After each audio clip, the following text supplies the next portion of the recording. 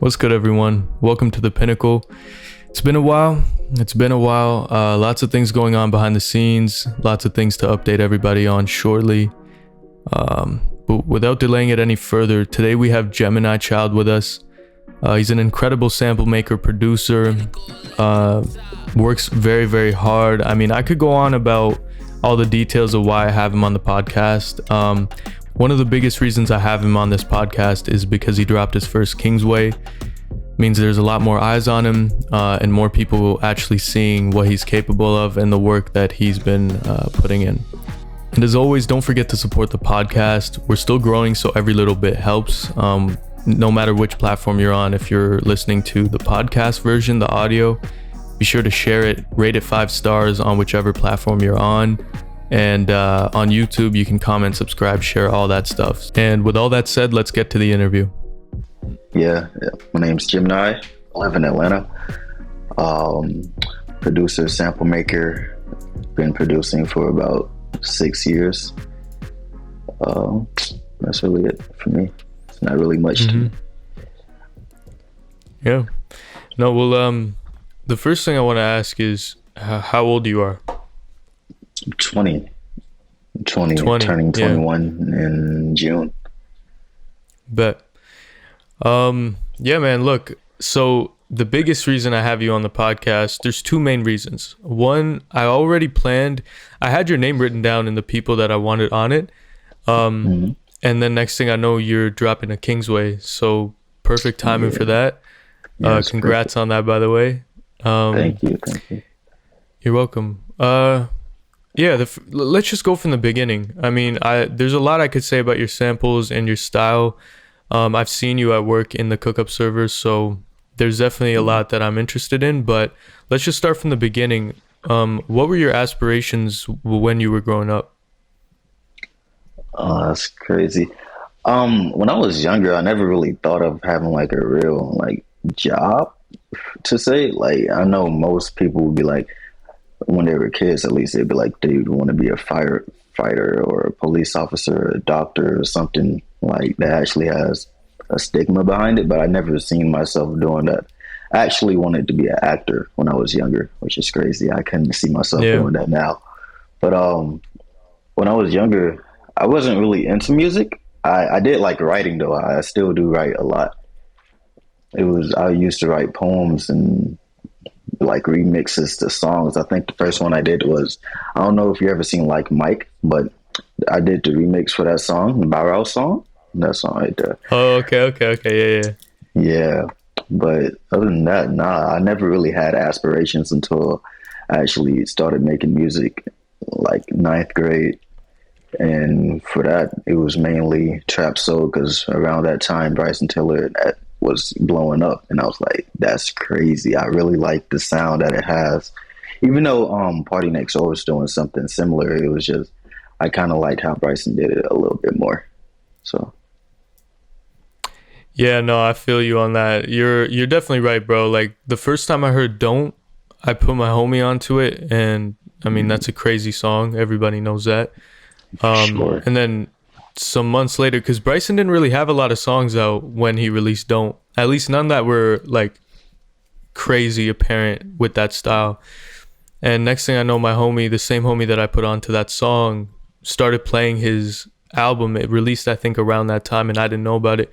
Played his album, and I couldn't even believe what I was listening to. Like, that album is crazy. Yeah, it's one of my favorite albums all time. Nah, me too. It's a crazy album. Yeah, I'll ask you like a little bit about how you actually got into making samples and releasing samples. And if beats came first, then you can talk a little bit about that. Yeah. Like I said, it's been 6 years. I did start making beats first. Not really my first 2 years. I wasn't really making anything. I was kind of like, on Busy Works Beats, his YouTube channel. And I would just learn like the shortcuts. I wasn't really making anything. I would just be like, okay, how do you do this? Okay. And I didn't do anything with it. I just left it in my mind. I say the summer of me going to 11th grade, that's when I actually started to make music, like actually sit down and make beats for real. Because at that time, I think I it was the first time somebody ever actually used one of my beats, and I was like, wow. It's a different feeling when somebody actually uses your beats. It gives you some kind of motivation for it. Yeah. Yeah. As far as sample making, it kind of just happened on accident, to be honest, because I never really knew about sample making until I was looking for, like I said, the Bryson Tiller trap soul style. I was looking for samples on YouTube, and I found a drum broker YouTube channel, and they were like doing, the sample packs, and I seen Kingsway. I don't remember which one was first. I'm pretty sure it was Coop's pack at that time. When I was like, this is crazy. And I couldn't like comprehend that it was like something a producer sat down and just put together just for the intention to be made as beats. Because I knew about the trap side, because a lot of people do that. But full compositions like he was doing just blew my mind. I was like, I got to do something like that. And I went down the road of finding different sample makers like Frank, Coop, who else? AG, Daniel East. Those were like the first people I found. I was like, wow, I got to do something. So I've been making samples for about 2 years. In my first year, I released like 2 packs, I'm pretty sure. After that, I just took a break, and I'm here now. So, yeah. Yeah, and what, like, you talk about looking at these dudes like Coop, Frank Dukes, and look at what they were doing. How did you find, like, what has influenced your current style that you have now? Ooh, I say, I don't know. I don't really know where I actually get my style from. It's just more of I want to do everything, because that's kind of meaning behind my name. I want to do a lot of things. So I just pull from anything that I actually like. Even if it's like a little element, like a bell at the end of a song, I'm like, that adds a lot of character to it. So I want to pull it into my world and make whatever I can with it, do whatever I can. Mm-hmm. And when you say your world, like, how deep does that go? I know for some people, they literally have like these full visual ideas of, their world when they're like creating samples or making a specific type of sample. Are you a visual, when you're feeling your music or feeling a sample, is that like a visual thing in your head a lot of the time, or is it something else? No, it's more of I instantly hear everything. Like, for example, a lot of the times when I'm in the cookup server, and I'm making a sample, I get my first element. Once I get that element, everything around it instantly appears in my head. So it's not about, figuring out what I want to do. It's more about figuring out what sounds I want to use. I mean, there's times where I hear the sample before I even start anything, but I have to figure out how to lay it out first. So I don't hear any sounds. It's weird to explain, because I hear it in my head, but when you actually open the DAW, it's kind of hard to figure out. It's strange. Yeah, no, I know what you mean. And do you think that has improved over time, or is it kind of still the same process? Like, it still kind of has its challenges with finding the right sounds for what you actually hear in your head? Yeah, I feel like it's definitely improved, because I use a lot of my own like mixer chains that I make, and it helps me figure out a basis that I know will work. Because when I put those chains in, it's like I know what it's going to do to the sound. So I know once that sounds like this, I know that if I add this to it, it's going to make this kind of bounce for it. So it's all about, laying out mixer chains and already knowing what they do. That's why I love my effects so much. They really carry me, I'm not going to lie.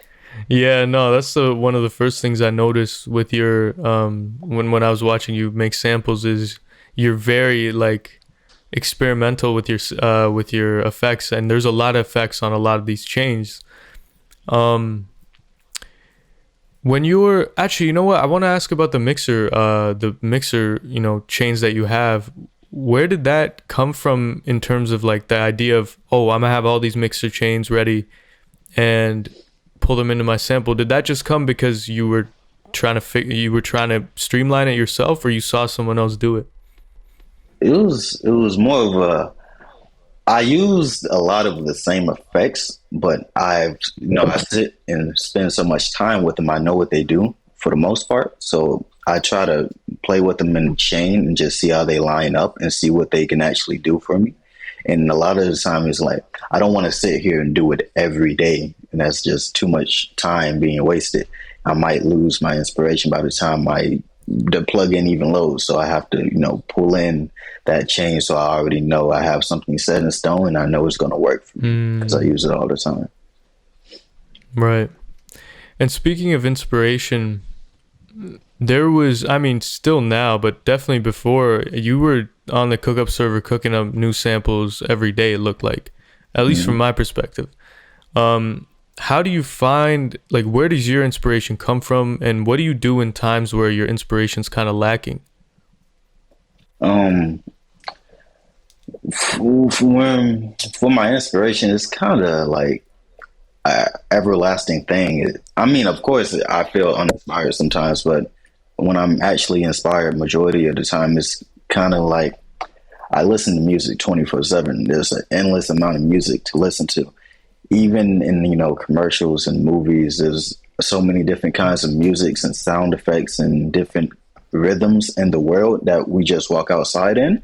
It's kind of hard for me to be like, oh, that's not really going to do anything for me if I listen to it. I pay attention to everything I hear because everything has some kind of element to it that's pleasing to the ear. That's why it's the sound. So I try to incorporate all those sounds that I hear into, this DAW, my little MacBook that I got. I feel that's important to pay attention to everything that's around you. What's your favorite instrument? Probably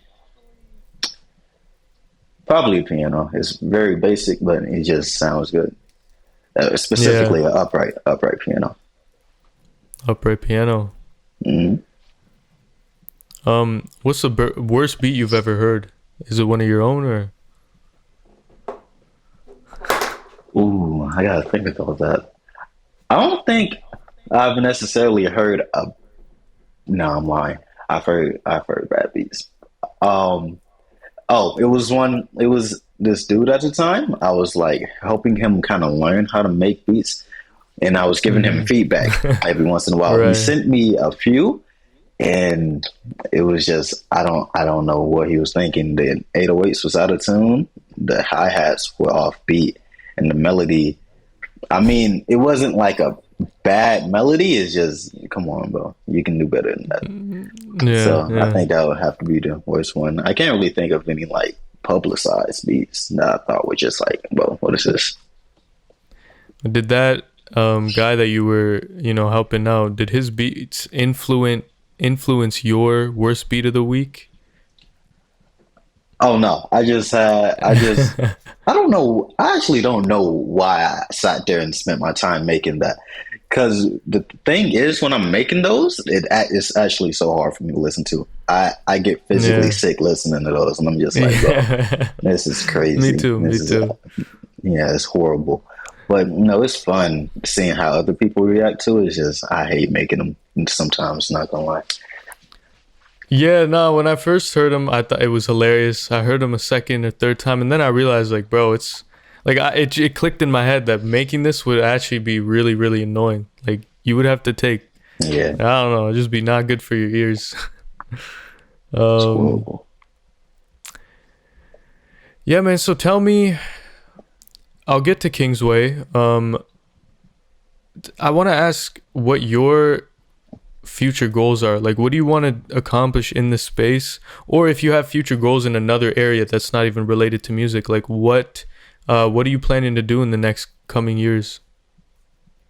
As far as music, I said I want to be, I don't want to necessarily say dominant, but a dominant, I'm gonna say dominant anyway, but a dominant producer in the R&B realm, because I feel like a lot of the producers that are in the R&B realm, they don't necessarily get the respect that they deserve, because everyone knows, the trap producers like Metro, even the new ones like Weezy and Tay Keith and Jetson.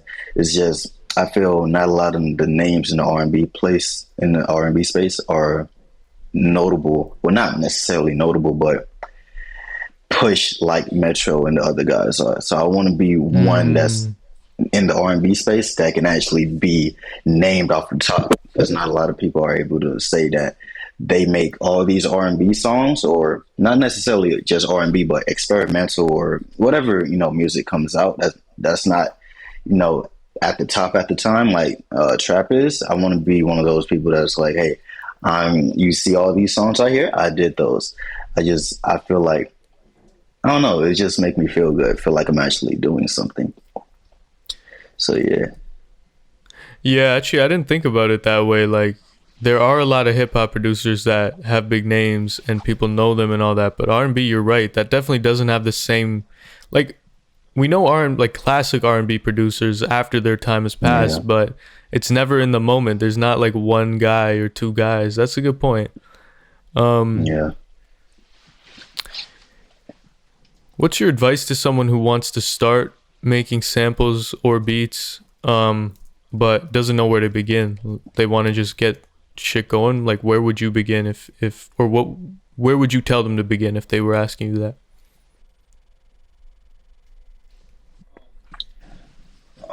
For one, study what you actually like. Study all your favorite albums, songs, sample makers, producers. Study what they do and how they go about their process. Don't copy them.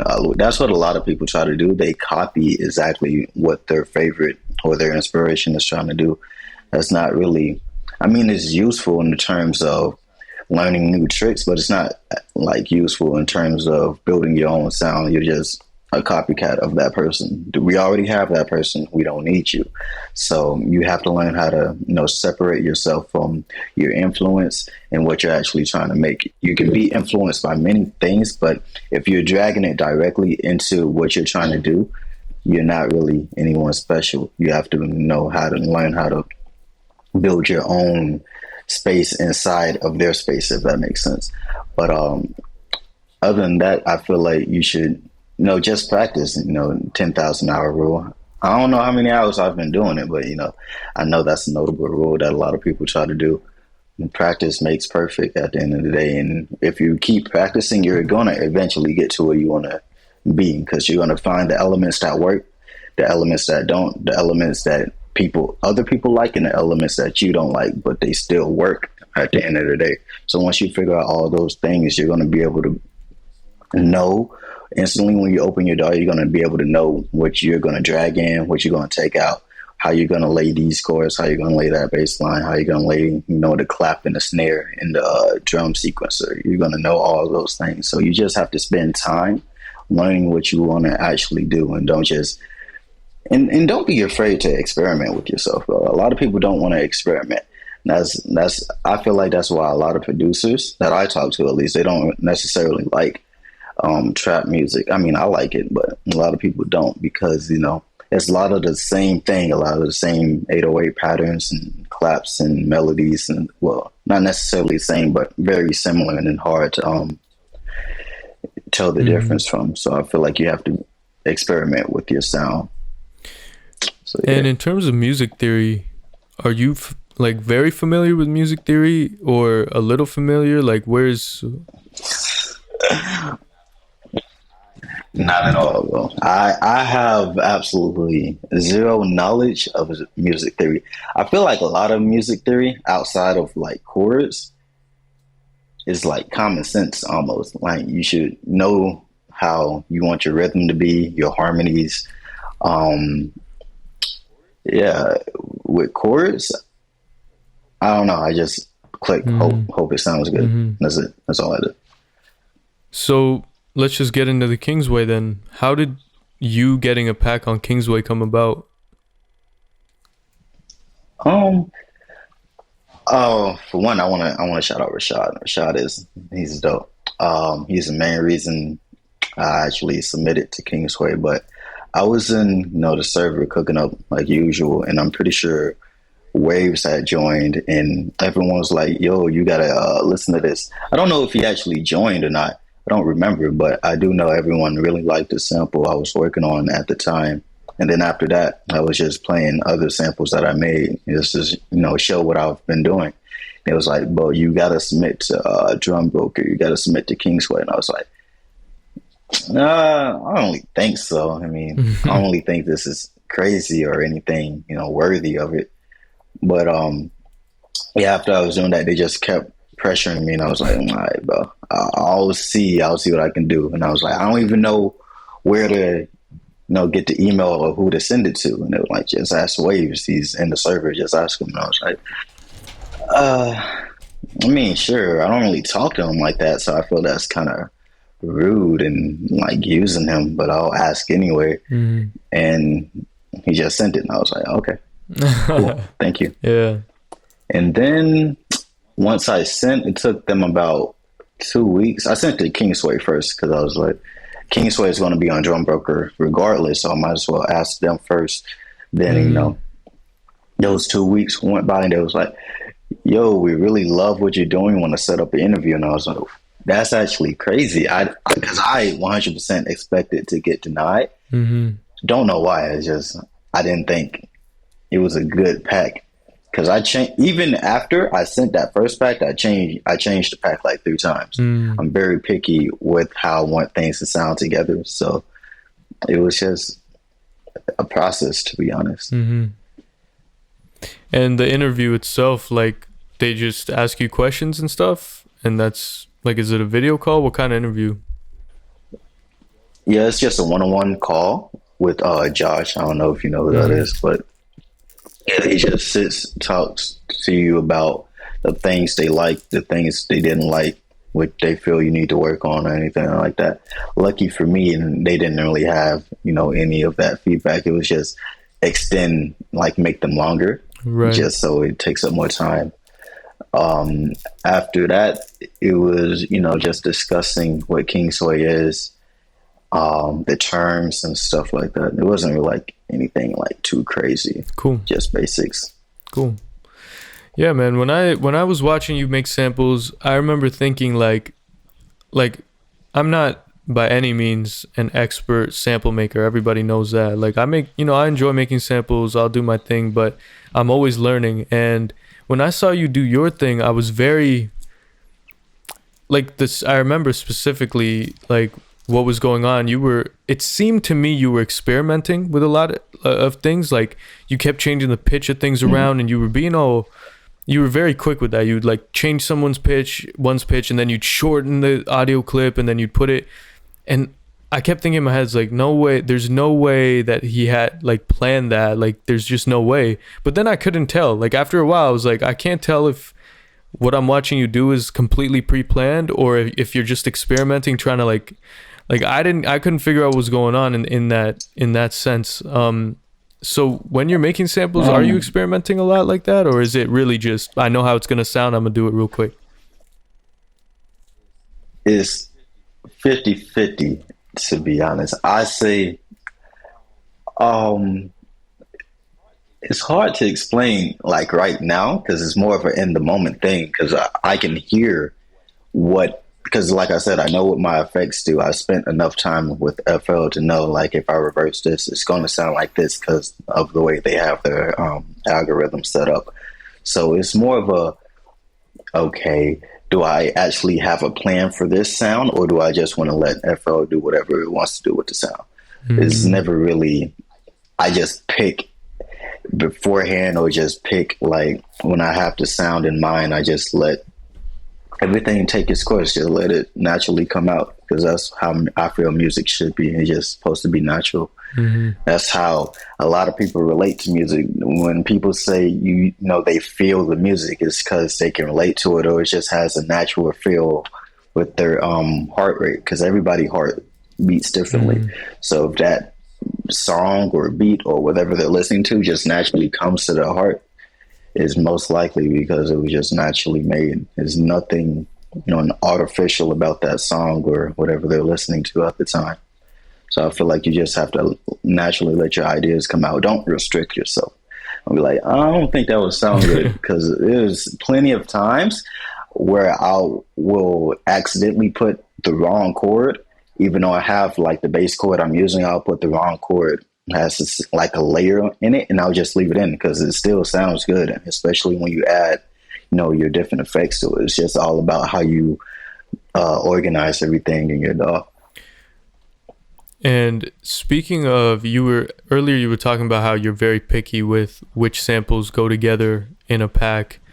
What determines that process? Is it the same thing as what you just described? Is like you need to just feel the natural feel of them going together, and that's how it works? Or is there something more specific going into that? Mm-hmm. Is that, and also I have like this weird thing in my head where everything I make I feel like it has to fit on an album that like flows together. It has transitions to it. So I always try to start and end my samples in a way where it can be easily transitioned into something else. So majority of the time I don't necessarily have to feel out how things flow together in the pack. It just naturally happens because I set it up that way when I was actually making it. If you could remove all barriers and constraints, what project would you do, or what would you undertake? And again, it doesn't have to be in music, it could be in anything.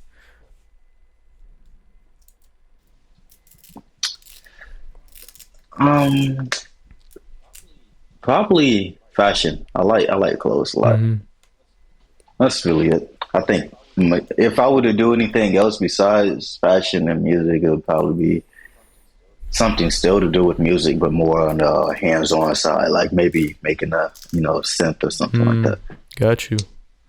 And speaking of synths, what are your favorite plugins? As far as like instrument plugins, I like Contact a lot. I like the way they have the thing set up, where it's kind of like a sampler inside of it. My favorite sound that I use in basically all my samples is SS Vintage Upright. It's basic piano. I love it so much. Don't know why. A lot of people I talk to, they have things they prefer, but I feel like it just has that extra kick to it. With effects,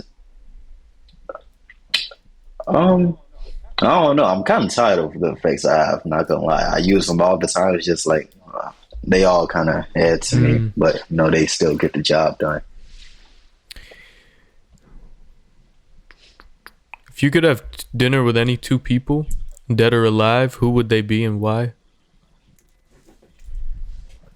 Oh, that's crazy. That's a crazy question. One, I probably have to say Sampha. That's like my favorite artist. I love all his songs.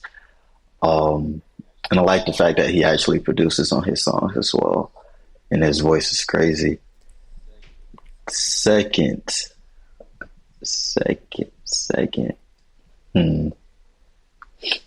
Probably would have to be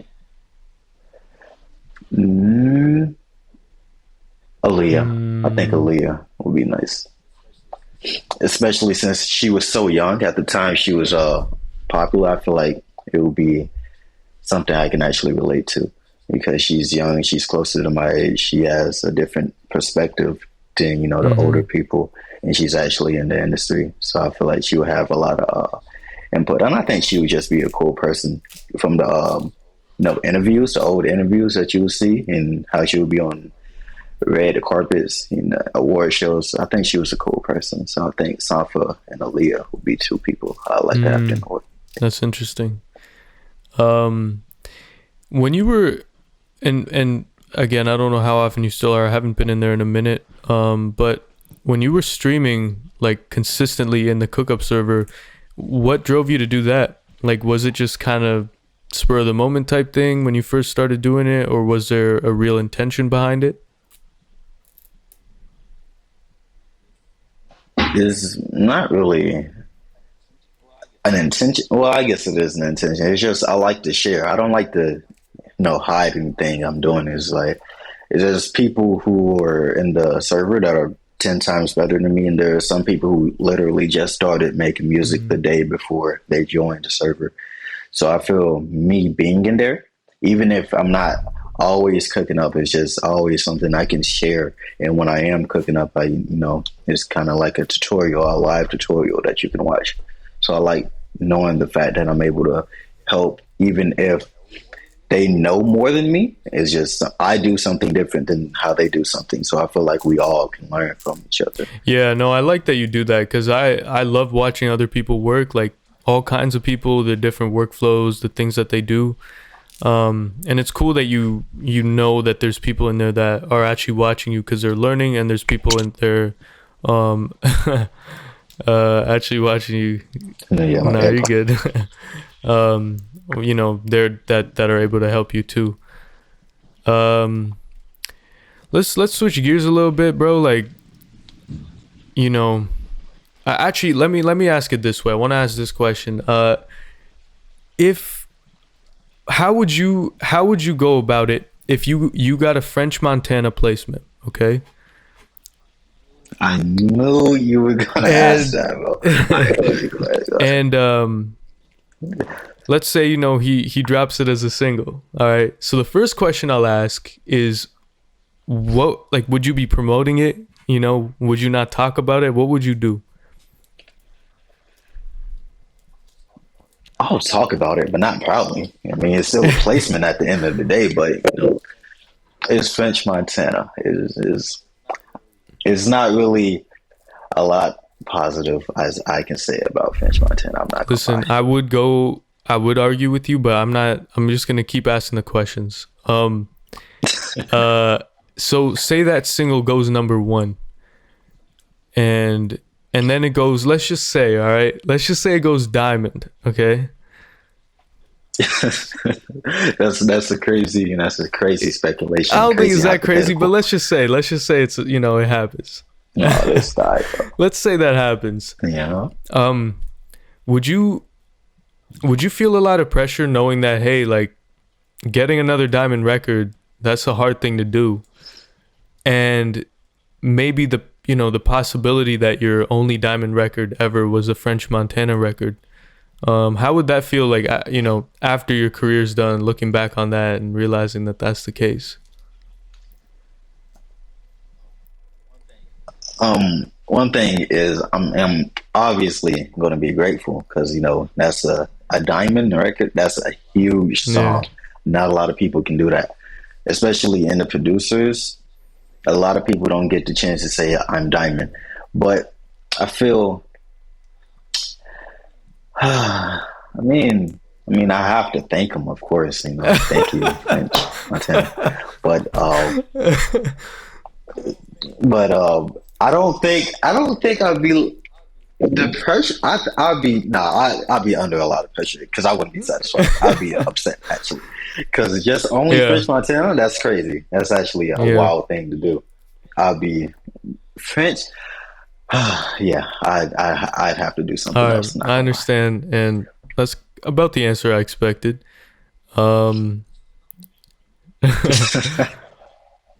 Let's see.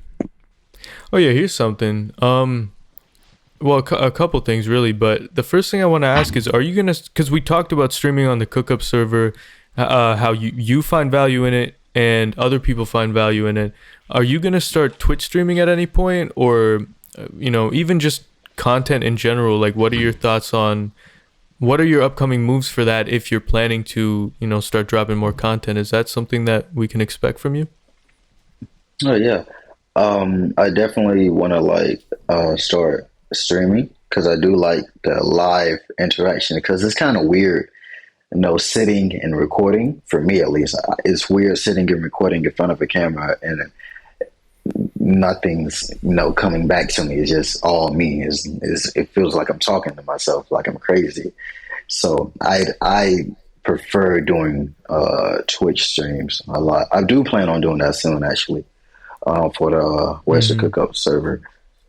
As far as other content, I do want to do breakdowns eventually. I think the way I'd probably do it is probably record the clips from the actual streams and chop it up and make it, shorter for, TikTok or YouTube or whatever I put it on.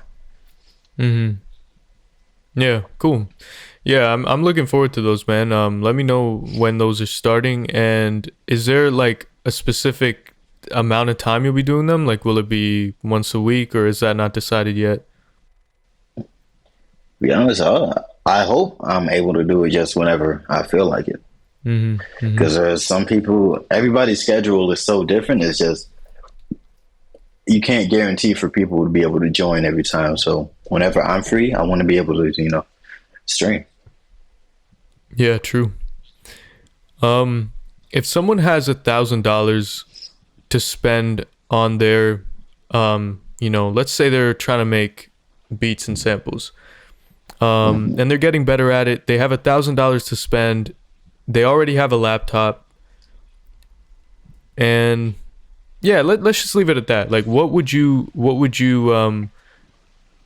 look to be, if you were in that position, look to be spending that money on if it was going towards your career? Probably either, you said they have a laptop, probably either an interface or a mic. I think those are the two important things to have. Preferably an interface. Yeah. Well, it kind of depends on what you want to do, but I say interface for me. A mic, I think a mic is good too, just in case you want to actually invite artists over. You kind of have more of a reason for them to, come through and not just, listen to beats all the time. And what is your favorite piece of equipment that you have? It could be a plug-in too. It could be anything other than your laptop. Ooh, it would probably be my monitors, my studio monitors. I have Cali Audio LP6s. I like them. I like them a lot. I feel they're very accurate, and I like when I'm able to specifically tell what's going on and know what I'm doing. So I feel the Cali Audios do that very well, especially with the flip switches on the back, the EQ on the back. That really helps a lot. Interesting.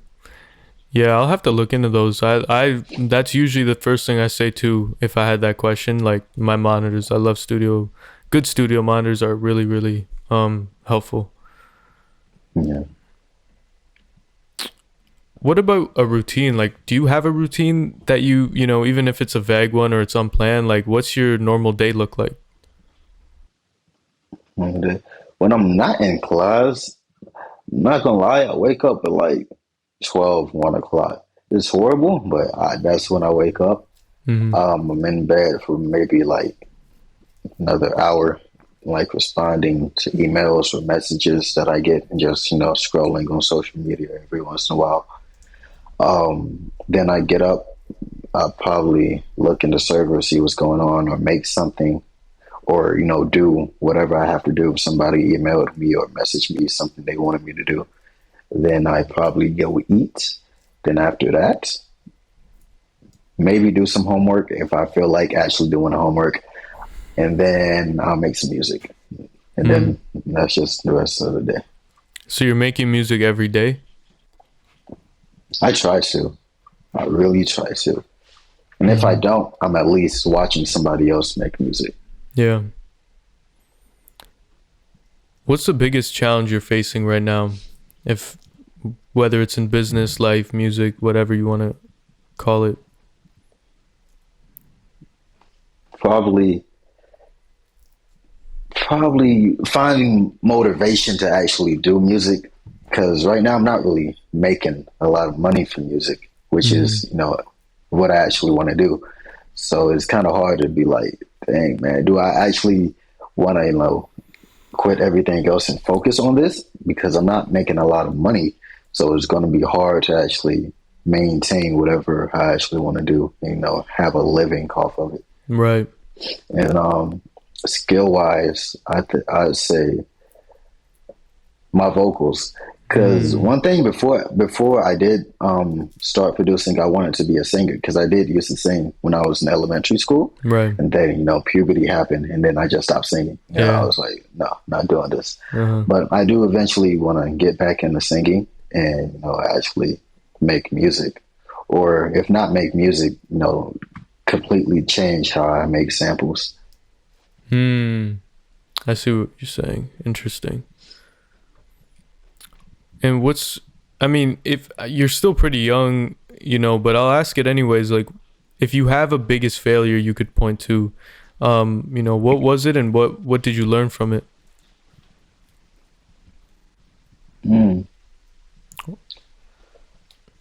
To be honest, whenever I don't necessarily win in a situation, I don't necessarily look at it as a failure. I look at it as, a learning experience, which I know is kind of like cliche to say, but I feel like it's really important to not look at everything that you don't succeed in as a failure. You have to know when, you have to just take the L and learn from it, and when to actually make a difference, and when you actually didn't complete whatever you wanted to complete.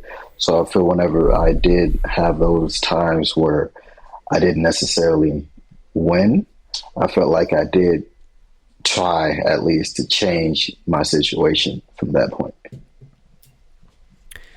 I got you. What do you think is a big mistake you see other producers making, or like a common mistake that you see them making? Copying is not going to get you anywhere, and it's not going to get you any longevity. Because I don't think a lot of people understand that. I'll say in the trap space, because this is more common in trap space. There's already, even with the sample makers, there's already a Metro, there's already a Southside, it's already a Q Beats, it's already a OZ. Everybody is, those people are set in stone. They've built their sound and they've built their space in the community. So if you're just trying to be a mini them, you might get one or two placements, but other than that, they're not going to continue to call on you because they actually have the real version of what you're trying to be, easier and more efficient than what you can do. There are times where eventually the smaller producer will change the sound and eventually, have something they're known for. But a lot of the times producers don't want to do that because they just want to chase, which is not something I feel you should do. But if that's what you want to do, then go ahead. But I don't see it being, something that's going to last long. And when it comes to the whole quality quantity debate with beats and samples, whatever it might be, where do you stand on that? I feel quantity builds quality. I make a lot of samples and I still, get better each time I make one. So I feel if you're not, making quantity, you're not really going to have anything to get better at. You're just going to stay stagnant, or it's just going to take you a really long time to actually get to where you want to be. I agree with that. That makes a lot of sense. If you could recommend one piece of media to someone, what would it be? Or gift them, whatever it might be. It could be a book, video, song, podcast episode, blog post.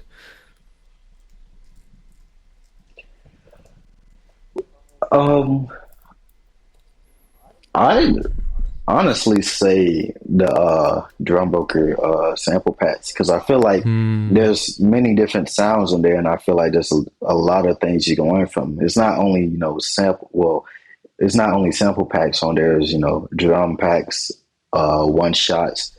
There's even a few breakdowns on there, so I feel you can actually learn a lot from that channel. Not just listening to it at surface level, seeing if you want to buy the pack or not. You can actually sit down and analyze everything that's going on. Yeah. And then speaking of Drum Broker and listening to other people's works, who are your top 5 sample makers? Number 1, I'd have to say Teddy Jones. I don't know why. Her stuff is very simple. It's just, I feel I don't like I said earlier. It's more one of those things where it just naturally follows your heartbeat. I feel like she just naturally let things come out, Mm-hmm. and just I like it a lot. Mm-hmm. Second will probably have to be Coop.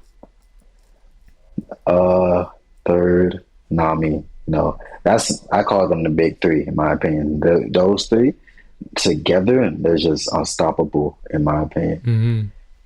Fourth, I'd say Rescue. Five.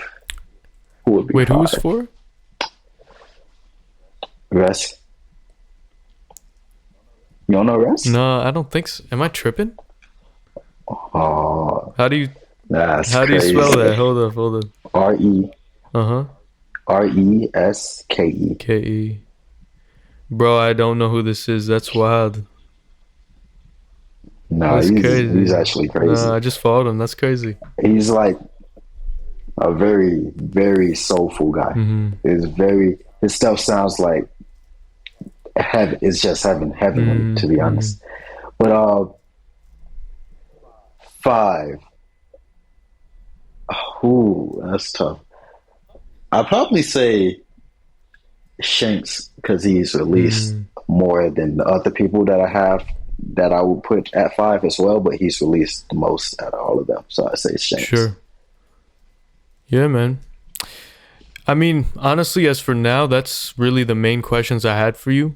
I feel like this will be good to look back on too in a number of years or even a year, you know, seeing how where you came, because I feel like your samples and your style is very unique. You know, the right people are you're welcome, man. Yeah, the right people are paying attention to you. It's only a matter of time with you, bro. So I appreciate you coming on the podcast. Is there anything you wanted to talk about or touch on that we haven't? I know you said you didn't want to argue it. I just want to know. I just want to know. What is your appeal? What is your appeal with French Montana? I gotta know. Bro, first of all, I'm gonna just say, you know, there's a whole lot of bandwagon hate on him. You know, it's the cool thing to do right now. And I get, you know, you talked about not copying, but I feel like you're a bit hypocritical jumping on the bandwagon. This guy, bro, no, I promise. Listen, you're older than me, right? So the thing is, when I was like really introduced to music, it was like, what would I say? 2015. Yeah. So that's the French Montana I know. That French Montana is not good. You cannot sit here and tell me that he's good. I will not believe you. I don't feel like he has enough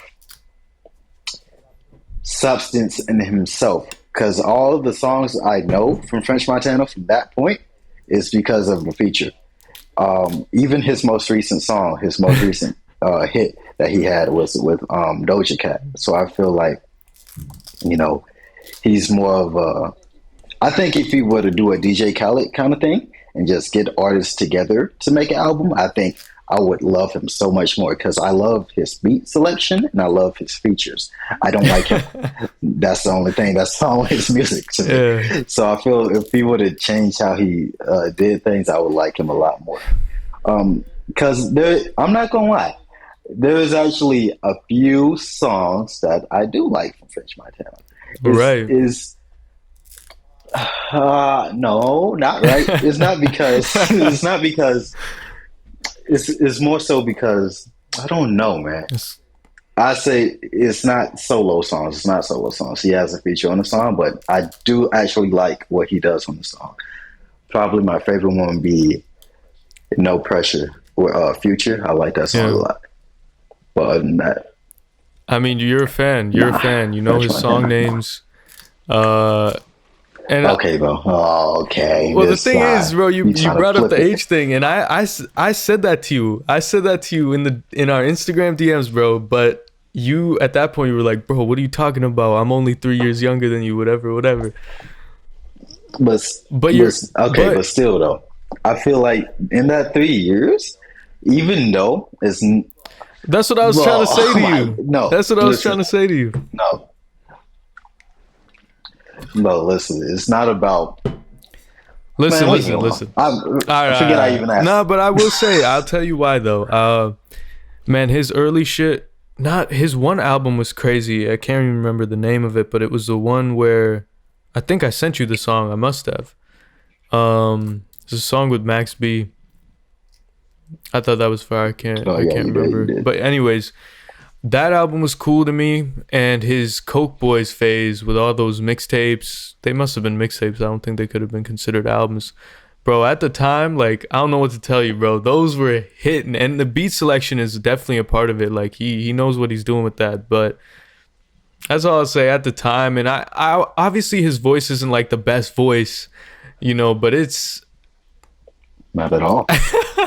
but at the time, you know, that shit was it was fire, man. And I mean, I say for his Coke Boys era, I do feel like that is something that holds weight with him, because especially with the people who knew him before the times where he was, making big songs like Unforgettable. I feel like that, made him somebody notable. So I'm not going to completely dismiss that. I just feel like he has to do something different. He has to bring back something to give him some more power. I can agree with that. I can agree with that. We can leave agreeing with that. And I'll admit, I don't listen to him as much as I used to. I'll admit it. I'm not, he's not my first choice when I go into Spotify, but but nah, I agree with it, man. I hope he does, I hope he makes some changes too, but looks like he's living well doing his thing. All right, bro. Yeah. I appreciate you for coming on, bringing up the French Montana thing. Right. Great. Works for me. Yeah, man. Is there anything else you wanted to say before we shut it off? And you could plug yourself too, whatever.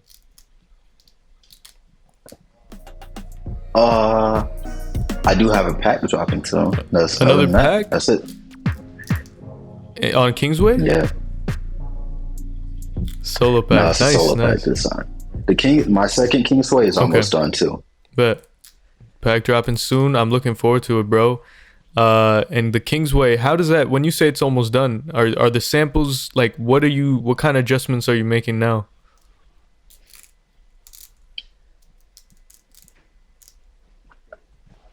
Big. I don't really know how to describe it. They just sound big. It just feels like you're surrounded by it. Dope. All right, man. I'm gonna leave it at that. Thank you very much. And I'm sure we'll talk in the future at some point.